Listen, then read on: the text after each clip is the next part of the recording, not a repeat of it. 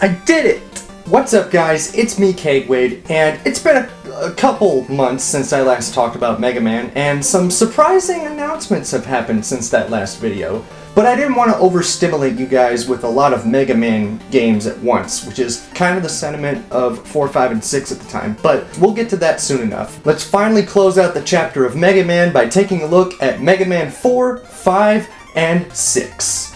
Let's go. Up, and wow!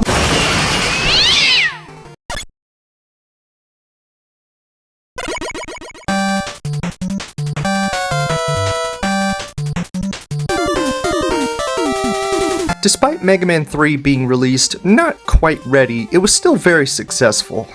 Sounds familiar. So Capcom figured, why stop now? The Super Nintendo's out, but we gotta get more Mega Man goodness. 1991 saw the release of Mega Man 4, and according to Keiji Inafune, development for Mega Man 4 went pretty smoothly.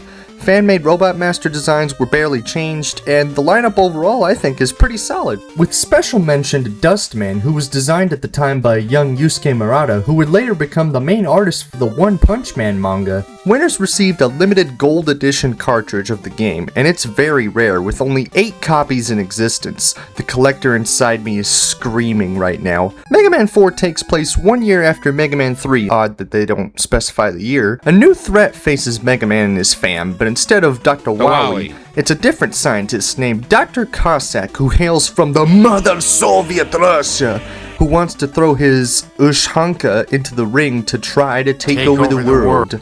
So Mega Man sets out to stop him with his doggy rush once again, and his newly upgraded Mega Buster, the Charge Shot, which was added to make the gameplay more interesting. Now, it's a good time to mention that at this point, when making another entry in a popular series, it's hard to not come across as cash grabby, but in my opinion, 4 succeeded in not only continuing the formula established in 2, but adds many things that make it fresh and fun.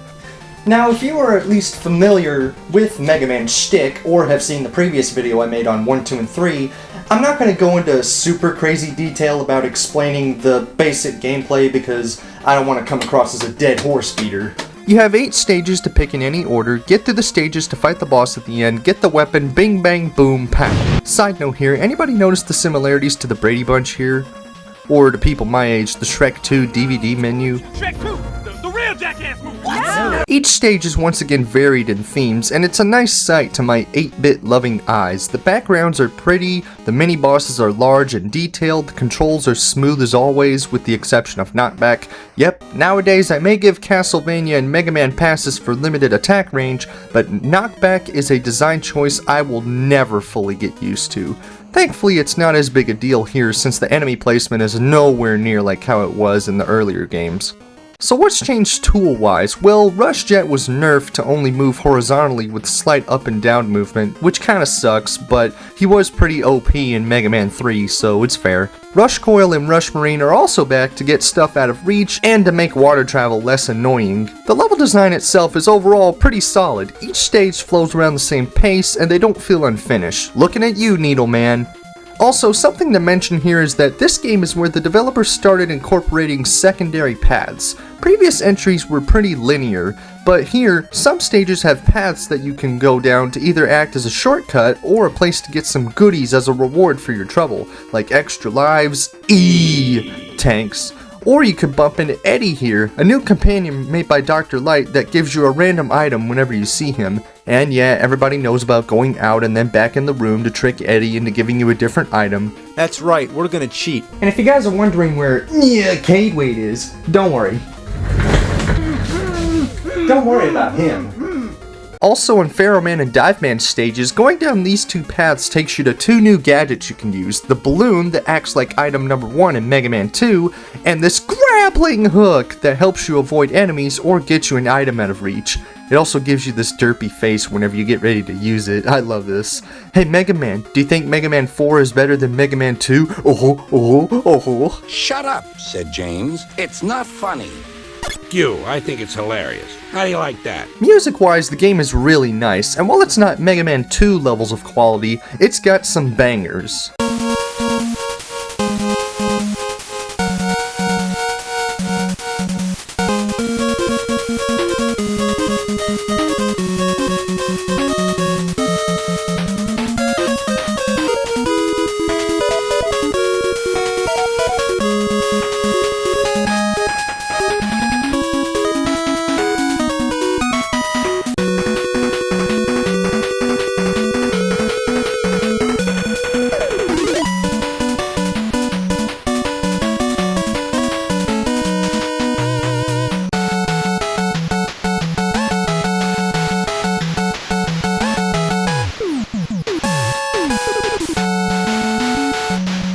Same goes for the Robot Masters. Some are pretty cool, and then there's Toad Man. And he's wow. The weapons are pretty great too, probably the best lineup so far in my opinion. The Rain Flush is a good screen nuke, Bright Flash is like Time Stopper except it lasts a hell of a lot longer and it has numerous uses. It also has the added bonus of testicle torture for Pharaoh Man. Speaking of Pharaoh Man, his weapon is awesome. It charges over your head and you can eliminate small enemies caught inside, and it can be thrown in many directions. Ring Boomerang is pretty good and it comes back to you. Dust Crusher is a little too situational, Skull Barrier is a decent shield, Dive Missile homes in on enemies, and Drill Bomb is like Crash Man's weapon, but it can be set off early by pressing B after shooting. After beating all the stages, we're finally ready to tackle Dr. Ballsack and his really Russian castle. Same rule applies, no weapon refills between the stages, so conserve carefully. Cossack stages aren't too challenging to tackle, if you know how to play the game, that is. I mean, it's not mind-numbingly easy, but as long as you know what you're doing and have some good old E-tanks, you'll get through the Killer Slinkies, Robo Mothra, the Square Machine, and an auto-scroller? Ugh, you're lucky you have the best song in the game.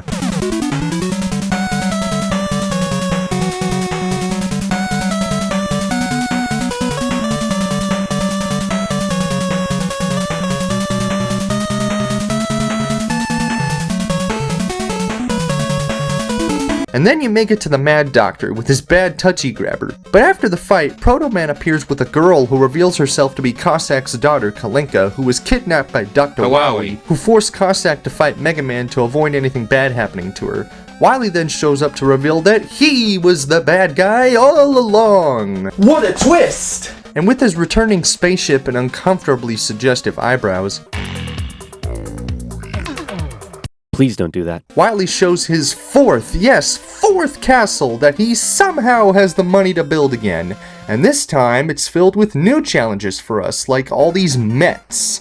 And then we see the big Met. That's a huge bitch! A couple of sliding and spikes later, we face this big thing that shoots fire. Oh no, whatever shall I do? Stage 3 is the good old boss refights, and then we have Wily, who still has his skull fetish, I see. But some good old charge will do the job, and then the last stage has a familiar setup to it. Walking through a cave, dark room. Oh crap, there's Wily and his new invention, the Wily Capsule. Well guess what, Mr. Capsule? I got 2 charge shots with your name on it.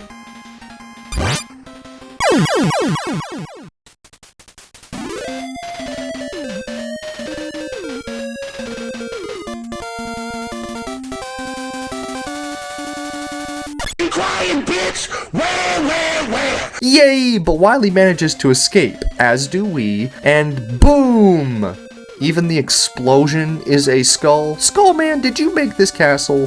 And that was Mega Man 4, an entry that, in my opinion, sets the standards for the series, and in later years, it's gotten to challenge Mega Man 2's throne for best NES Mega Man game. And while some aspects of 2 are better, like the Robot Masters and music, 4 fixes a lot of 2's problems while also being a fun game in its own right. Well, that was fun, but now it's time to move on with the next entry for the Super Nintendo, Mega Man What? Estoy haciendo una quinta!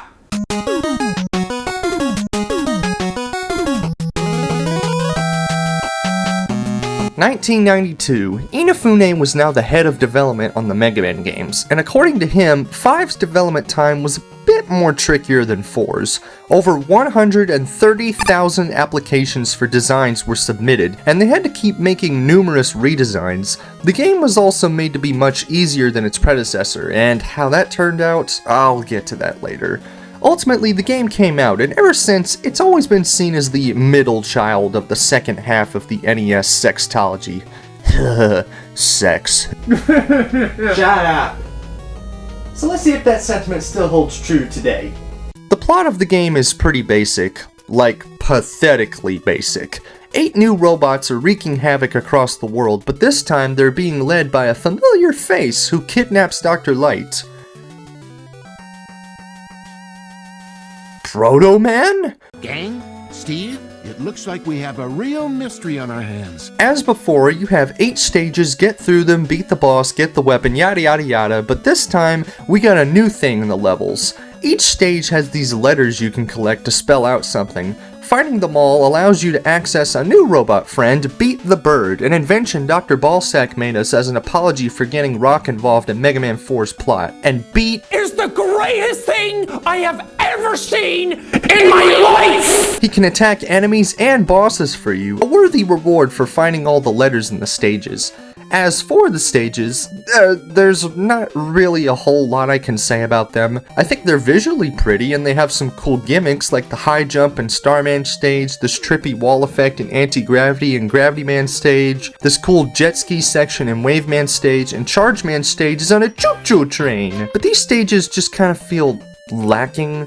The secondary paths are almost non-existent, which I should state isn't a bad thing. I mean, these games were good and they didn't have them, but with 5, these stages don't really do a lot to stand out, just besides a gimmick. The Robot Masters and their weapons are also, in my opinion, the weakest so far. The balance that 4 had, it's gone. The iconic looks, they're gone. Where are they? Where are they? Alright, let's go into more detail.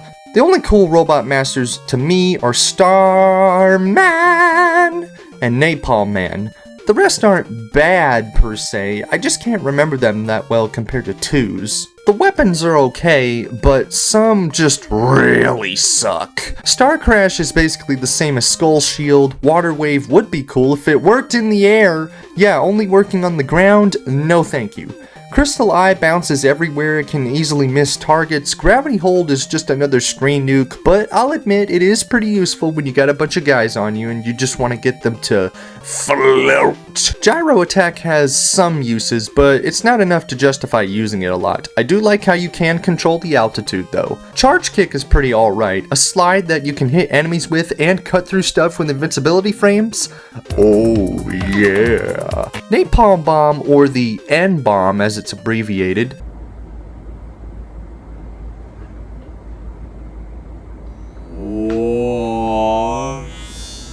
is too slow to be useful, but even that is cake and ice cream compared to the absolute worst weapon in any NES Mega Man game. Worse than Super Arm, worse than Gemini Laser, worse than Mega Man 8.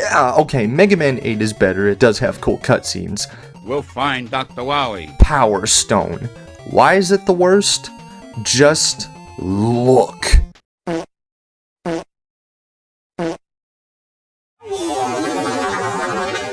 Weapon. Sucks my spider balls! It's horrible! It almost never hits its target, and it does poultry damage. It rarely comes in handy, and just having a weapon that, despite being in range of a foe, might not even 100% hit them, get that out of my face. The one weapon you only need is your Mega Buster. Now in 4, it was pretty useful for dealing with rows of foes or big boys, but in 5, they gave this thing something illegal, because it's overpowered as Every boss, every enemy is powerless against this thing. Kneel before Mega Man 5's Mega Buster, you powerless fools! Sorry. Also, Rush is here again, but he's not as useful. Rush Coil is also slightly different. Rush Marine, it's just gun. And Rush Jet has been overtaken by the Super Arrow, which is something you get after beating Starman. And this thing is awesome. Remember item number 2 from Mega Man 2? Well, this thing is like that, but on crack. You can use it to skip over a lot of level design as long as you have the room, and it's really fun to just speed over everything. Kinda gives me the same feeling I get when I use the Cape Feather in Mario World. Well, now we're done with the 8 robots, time to tackle Proto Man's Castle. Wait, I don't know how Wily affords these things, but how do you have the money to attempt to take over the world? And it just looks like a rocket for some reason.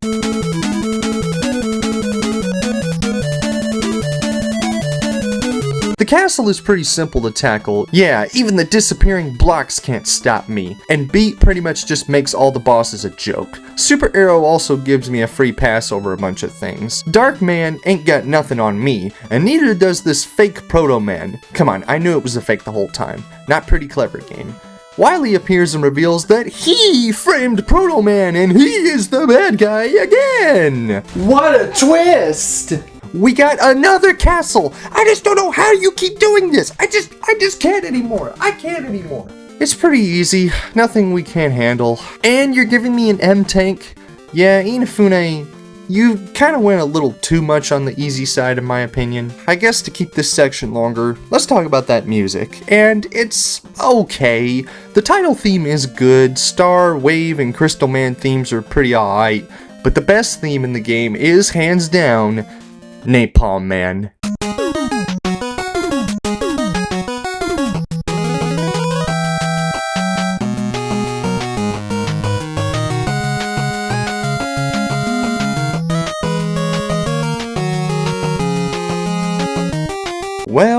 Well, Dr. Wowie. Time to die! The fortress tries to collapse on us, but Proto Man saves us as we watch the castle crumble, and Wily escapes once again! This game is the definition of just there. Not really a whole lot of memorable things besides Super Arrow and Beat. The music is okay and it looks pretty, but the gameplay is just too easy and bland to feel proud to complete.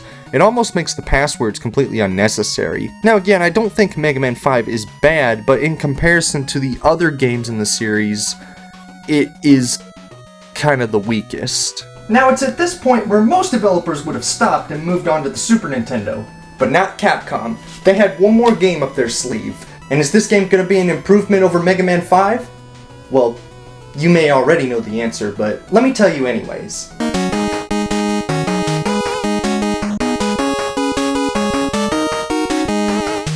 $1993, the Super Nintendo is well cemented as the main thing to make games for, and so is its competition, the Sega Genesis. Now, it wasn't completely out of the ordinary to get an NES game by this point. Kirby, TMNT, Tournament Fighters, Battletoads, Double Dragon. The last few years of the NES had some damn fine games. But with Mega Man X right around the corner, could the classic series go out with a bang on the NES? Yes. Mega Man 6, this one is quite the game. Not released in Europe at the time, and given the time frame, it does make sense. Over 200,000 submissions for designs, and this time, players outside of Japan got the chance to design robots, with 2 of the final designs being from the United States. So thanks for that, you two. It's the year 20XX, or maybe another year, I don't know. A tournament is held to see which robot master from each corner of the globe gets to come out on top as the best. But the ringmaster of the tournament, Mr. X, no, not that one, reveals that he has taken over the robots and has been pulling the strings against Dr. Wily the whole time. Liar! Okay, sure. Let's play along with it, I guess. Mega Man vows to stop him before he takes over the world. The basic formula is still the same. 8 stages, get through them, beat the boss, get the weapon castle, been there, done that. At this point, the formula was getting kinda stale, and with Mega Man 5 getting criticism for not doing a whole lot new, Inafune and the team came up with some ideas to turn this stale burrito into a extra spicy burrito. Yes. The Rush stuff is gone. Okay, hear me out. New to this game is the Rush adapters, where in the menu, after earning them from beating certain stages, Mega Man and Rush can fuse together to make Power Mega Man, a form that gives Rock these big fists that can break certain blocks to either access alternate paths or goodies. Or you can become Jet Mega Man, which allows you to fly for a little bit over a second to either avoid enemies, get goodies out of reach, and access other parts of the level. The one caveat is that you can't slide while using these forms, so save them for whenever you need them. Alright, I'm liking these additions, and with the returning alternate pathways, the replayability is much higher. Speaking of those paths, there's another goodie you can get by beating certain stages by accessing these secret exits that take you to the real boss at the stage instead of the fake one on the normal path, which is Beat, our good old bird buddy. He was nerfed to not attack bosses this time, which, still good to have you, buddy. Stage-wise, the game is much better than 5 in that department too. Being able to explore other continents and countries makes some really pretty set pieces that can really show off what the NES could do, like the Sunset and Tomahawk Man stage. So beautiful. You also got this shot of Mount Fuji, this castle, this pretty Greek architecture, or even this nice Arabic-themed level for Flame Man. Level-wise, they're definitely much better than 5. Same thing goes for the music as well. And I don't know how, but since Mega Man 2, each game has had a killer opening theme. Other favorites include Nightman's theme, Flame Man, Blizzard Man, and my personal favorite, Tomahawk Man's theme. It is so good.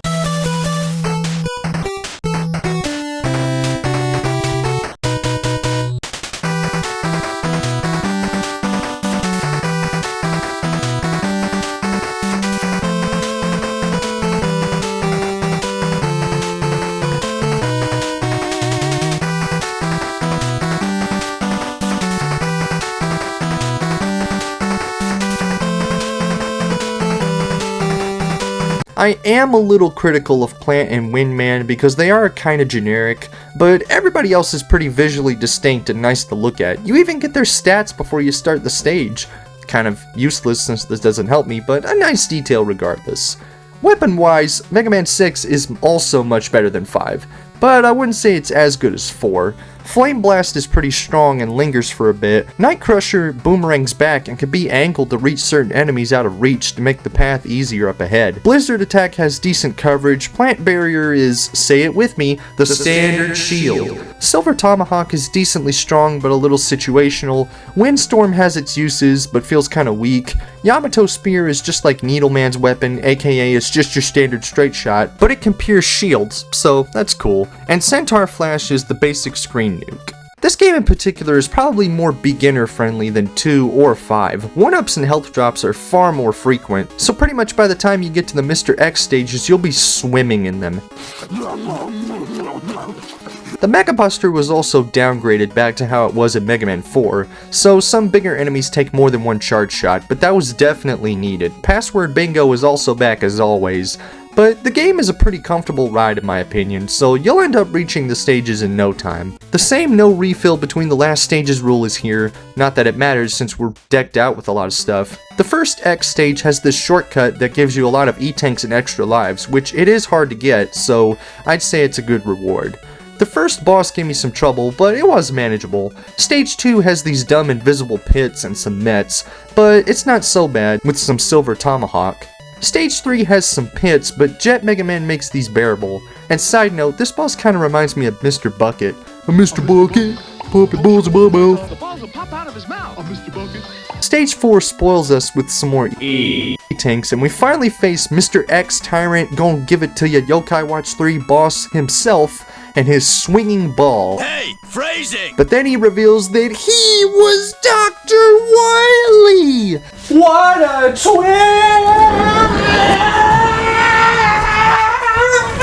And again with the cast! Forget it. I think we all know where this is going, so let's just skip to the end. And here we are at the end, as Wily has these squashing skeletons. Yeah! But my homeboy Tommy Hawk's weapon does the job, and oh boy, I guess Mega Man's gonna just walk away or let Dr. Wily escape again so we can... A rope? He did it! He did it! Mega Man finally captured Dr. Wily and threw his sorry whiny ass in prison? After 6 years, 6 games, he's finally ended this nightmare! Yeah!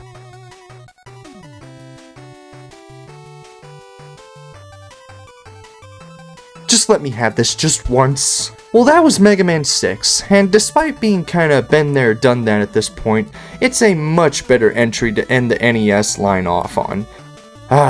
You know, looking at these games all together has me feeling proud, but kinda sad. The NES Mega Man games are over. We've laughed, we've cried, and pulled hairs out over certain things, but in the end, I'm proud that I've got to look at all these games. Here's my ranking of all of them in case you're curious, and I am done with 3 and 1s for now. I know I said I wouldn't do another one, but I forgot about 4, 5, and 6 before I made that post about it, but it doesn't matter. What's done is done, and now, finally, I can move on to another game that hopefully won't take up as much of my time, but we'll get there when we get there. Thank you guys for watching. Blue Bomber's coming back again after a long break, and let's hope that the other games get a shot too. Bye bye.